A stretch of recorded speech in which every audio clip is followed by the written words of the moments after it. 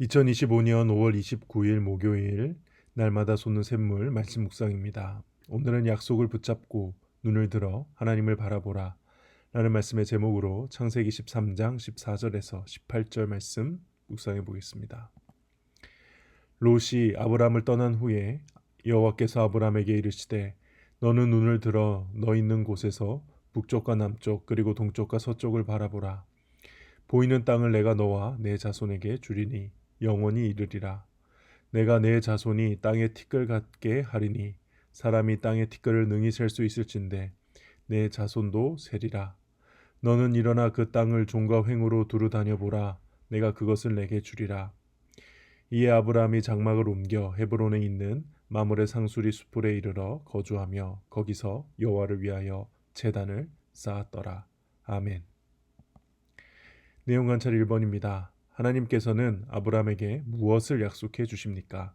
15절과 17절에 보면은 보이는 땅을 주시겠다고 하고 영원히 이르리라 라고 말씀하십니다. 그리고 그 땅을 종과 횡으로 두루 다녀보라. 그거 두루 다녀본 모든 땅을 내가 너에게 주겠다. 아브라함이 롯에게 한 양보, 어제 본문이었죠. 하나님 보시기에 좋았던 것이 분명해 보입니다. 롯이 떠나자마자 허전해하고 있을 아브라함에게 바로 찾아오셔서 더 큰 복을 약속하시는 장면이 오늘 본문이죠. 특히 12장 7절에서 이 땅을 주시겠다라고 했는데 이번에는 북쪽과 남쪽과 동쪽과 서쪽 보이는 모든 땅을 주시겠다고 하시고요. 또 영원히 이르리라. 이건 여기서 처음 말씀하시죠. 땅의 티끌, 이것도 오늘의 본문에서 처음으로 표현합니다. 이런 표현들을 통해서 지금 아브라함에게 이미 주신 약속을 더 크고 풍성하게 그 약속을 어떻게 보면 갱신해 주시는 그런 장면입니다. 이렇게 롯에게 양보하고 하나님께 복을 받는 이 모습은 이후에 이삭도 야곱도 또 이스라엘 백성도 그런 걸 경험하게 되거든요. 그런 면에서 오늘 이 아브라함의 모습은 이후에 모든 하나님의 백성들의 모범이 된다. 이렇게 볼 수 있습니다. 내용 관찰 2번입니다. 하나님의 약속을 들은 아브라함은 어떻게 반응합니까? 18절에 보면은 헤브론에 있는 마므레 상수리 수풀에 가서 거기서 여호와를 위하여 제단을 쌓았더라. 한글 성경을 보면 이제 장막을 옮겨서 바로 헤브론에 간 것 같지만 이게 원어를 보면은 이 사이에 간격이 꽤 있어 보입니다. 그래서 아마도 하나님의 말씀을 따라서 하나님이 이렇게 17절에 말씀하셨죠. 너는 일어나 그 땅을 종과 횡으로 두루 다녀보라. 이 말씀에 순종해서 가나안 여러 곳을 돌아다니며 장막을 치며 이동한 후에 마침내 헤브론에 이른 것으로 보입니다. 그래서 아브라함은 어떻게 반응했느냐? 하나님의 말씀에 순종과 예배로 반응을 했습니다. 연구와 묵상입니다. 아브라함이 남쪽 헤브론으로 이동해 제단을 쌓은 이유는 무엇입니까? 그 이유를 정확하게 알 수는 없어요. 그러나 창세기 13장 9절에 앞에 보면은 이제 롯에게 약속했죠. 나를 떠나가라. 네가 좌하면 나는 우하고 네가 우하면 나는 좌하리라. 일단 롯이 동쪽으로 갔기 때문에 롯과의 약속을 지키기 위해서 동쪽이 아닌 다른 쪽으로 남쪽으로 간 것으로 보입니다. 그러나 구체적으로 어떤 목적을 가지고 그 지역을 갔는지는 그것을 알기에는 오늘 본문만으로는 정보가 부족하죠. 다만 그가 바로 이제 가서 제단을 쌓았다는 이 기록을 보면요. 어떠한 개인적인 인도하심이 있거나 혹은 신앙적인 이유, 예배의 이유로 이곳으로 이 헤브론 땅으로 온 것으로 보입니다.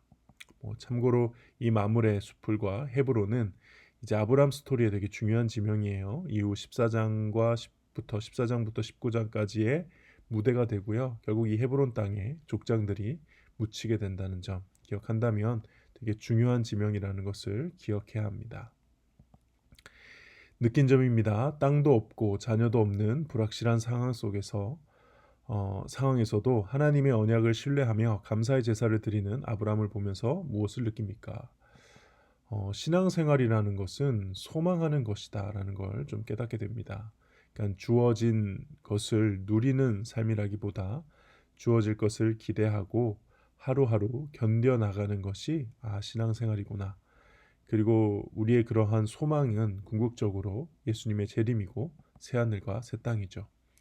근데 이 소망이요, 하나님의 말씀이 없으면, 오늘도 말씀해 주셨으니까 다시 회복이 됐지, 말씀이 없으면 금방 사그라집니다. 그리고 예배를 잃어버리게 되면 소망도 함께 잃게 되죠.